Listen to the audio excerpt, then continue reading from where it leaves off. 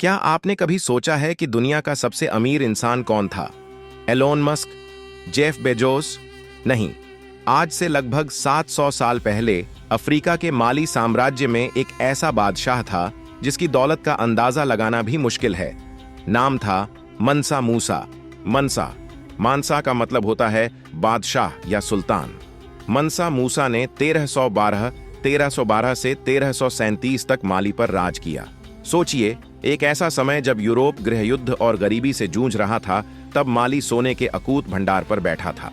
दुनिया के सोने का लगभग आधा हिस्सा मनसा मूसा के पास था।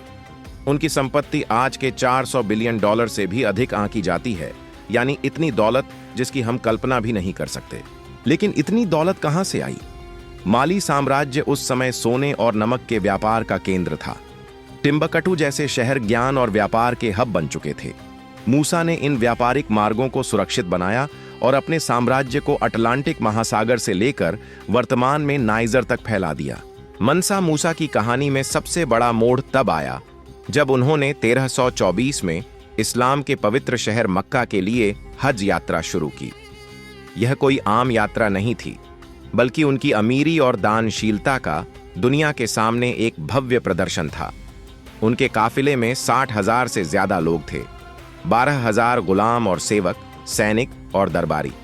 और सबसे खास बात, 100 से ज्यादा ऊंटों पर सोना लदा हुआ था। हर ऊंट पर लगभग 136 किलो शुद्ध सोना। यह सोने का एक चलता फिरता पहाड़ था जो रेगिस्तान से गुजर रहा था। जब यह काफिला मिस्र की राजधानी काहिरा पहुंचा तो दुनिया हैरान रह गई। मनसा मूसा ने काहिरा में इतना सोना दान किया और खर्च किया कि वहां की अर्थव्यवस्था पूरी तरह हिल गई। उन्होंने मस्जिदों, गरीबों और राजनेताओं को मुट्ठी खोलकर सोना दिया।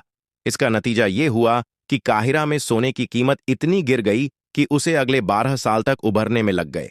सोचिए, एक इंसान की दरियादिली से एक पूरे देश की अर्थव्यवस्था बदल गई। इस यात्रा ने मूसा और माली साम्राज्य को विश्व मानचित्र पर ला दिया। यूरोप के नक्शों में भी उन्हें सोने का मुकुट पहने हुए दिखाया जाने लगा।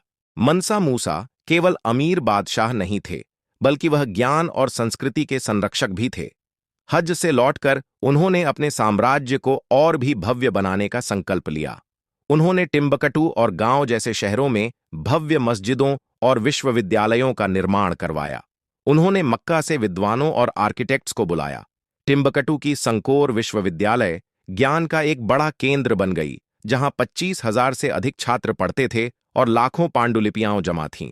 मनसा मूसा ने अपनी दौलत का इस्तेमाल केवल अपनी शान और शौकत के लिए नहीं, बल्कि अपने लोगों की शिक्षा और विकास के लिए भी किया। 1337 में मनसा मूसा का निधन हो गया। उनकी मृत्यु के बाद माली साम्राज्य धीरे धीरे बिखर गया, लेकिन उनकी कहानी अमर हो गई।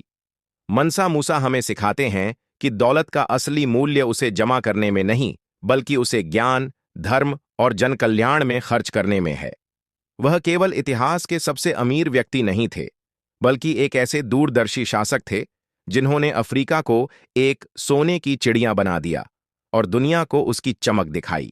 कई लोगों ने दावा किया है कि मनसा मूसा का सोना आज भी कहीं सहारा के रेगिस्तान में दफन है, जिसे उन्होंने अपनी सल्तनत के भविष्य के लिए छुपाया था। पर वो सोना कहाँ है, किस हालत में है, किसी को नहीं पता। दोस्तों, यह थी मनसा मूसा की अविश्वसनीय कहानी। आपको यह कहानी कैसी लगी और आप इतिहास के किस दूसरे शासक के बारे में जानना चाहेंगे? कमेंट बॉक्स में जरूर बताएं। और अगर आपको वीडियो पसंद आया हो तो वीडियो को लाइक जरूर करें। ऐसे ही रोचक और इतिहास से जुड़े वीडियो देखने के लिए हमारे चैनल को सब्सक्राइब जरूर करें। जरूर।